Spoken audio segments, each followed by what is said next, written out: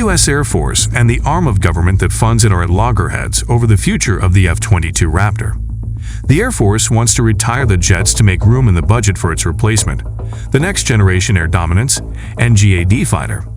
Congress, however, having financed aircraft that experience significant production delays, is wary of retiring the world's first fifth-generation fighter jet too soon. The Air Force currently has 185 F-22 Raptors. One of the little-known facts about the F-22, however, is that just 123 jets are in the primary mission aircraft inventory, meaning they are actually capable of combat. The remaining F-22 jets are training, development, and backup planes that are physically incapable of air combat.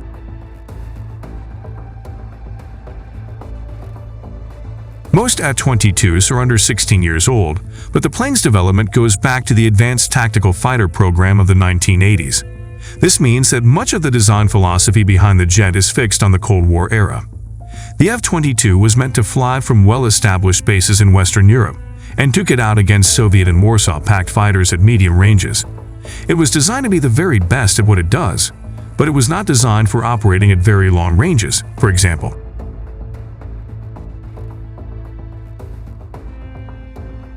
"40 years later, the operating environment is much different.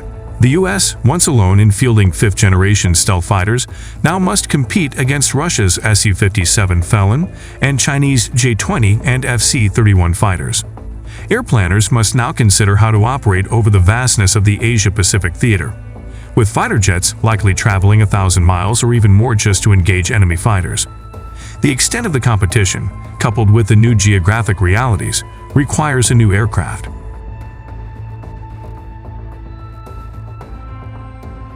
The new NGAD plane will incorporate the latest in stealth technology, but also, just as importantly, the ability to fly very long distances.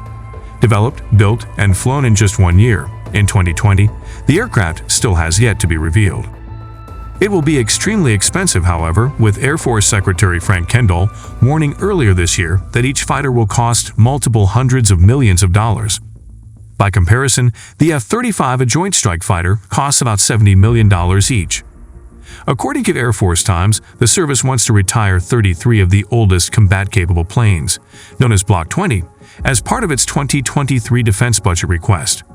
Retiring them would not only save money on operating costs, but it would also save the $50 million each it would cost to upgrade them to modern standards. The Air Force would then funnel the savings into NGAD development.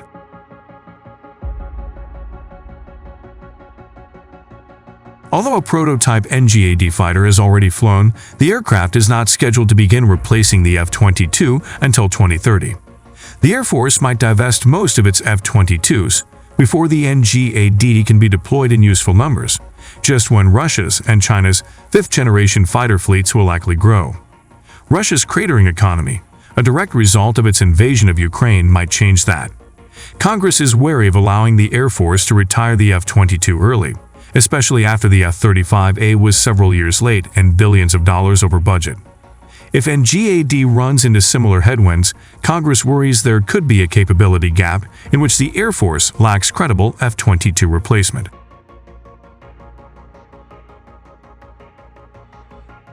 The NGAD fighter and any unmanned fighter jets that fly alongside it will likely preserve American air superiority to 2050 and beyond.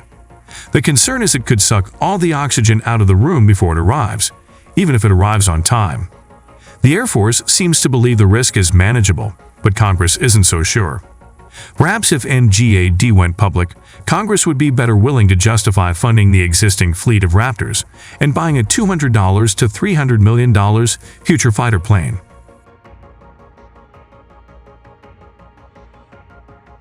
Advanced ADVR Series. Interest in artificial intelligence partly comes from a belief that the future battlefield is going to be overwhelmingly chaotic and complex. Challenging circumstances created by large numbers of sophisticated radars, electronic warfare systems, surface-to-air missiles, and fighter aircraft fielded by advanced adversaries such as China and Russia. It's going to take a suite of sensors integrated together, says Eric Dittmers, Vice President of Secure Sensor Solutions at Raytheon Intelligence and Space. There are environments where the radar performs phenomenally, he says.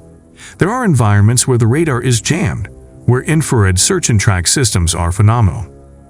Integrated systems must be able to respond to changing circumstances. The environments are getting so contested that you really have to have the ability to be more adaptive, says Dittmers. The intent is to allow that pilot to be able to be more flexible in the mission that they are executing, and not be as reliant upon the pre-planning that has been done. Being able to rapidly call upon the right sensors could make or break a mission, especially when unexpected threats pop up, he says. It is a concept that goes past the sensor fusion techniques employed aboard the F-35, Dittmers says. This system is deciding, in this environment, I need to use my AESA radar in this mode. I'm not going to use my electronic warfare system because that's going to be detected, he says. Potential scenarios might be solved ahead of time by training artificial intelligence early. Programs using computer simulations of combat, he says. That's the great thing about artificial intelligence. You give it a set of defined criteria and it figures it out, Dittmers says. The concept has a precedent. Researchers with Air Combat Command recently developed the ADAR-2 software, a machine learning program that used more than 500,000 computer simulations to train the radar on the Lockheed U-2 surveillance aircraft to find enemy missile launchers. In late 2020, the artificial intelligence program was demonstrated aboard a U-2 at Beale AFB in California. ADAR-2 was responsible for sensor employment and tactical navigation, while the pilot flew the aircraft and coordinated with the AI on sensor operation, explained the service. Together, they flew a reconnaissance mission during a simulated missile strike. R2's primary responsibility was finding enemy launchers, while the pilot was on the lookout for threatening aircraft, both sharing the U-2's radar.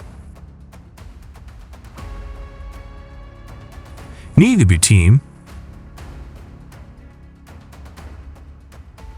The USAF said the AI software was easily transferable to other systems, and that it planned to refine the technology.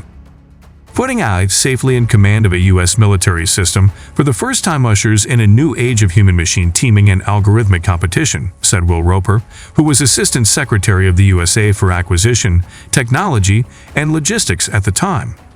Failing to realize AI's full potential will mean ceding decision advantage to our adversaries. In other words, asking a pilot to make sense of complex sensor data in the middle of a pitched battle might lose precious seconds to the enemy. We're trying to take some of this workload off the pilot. They are human, and they can only do so much, Dittmers says. As the systems get more and more complex, it becomes very challenging for them.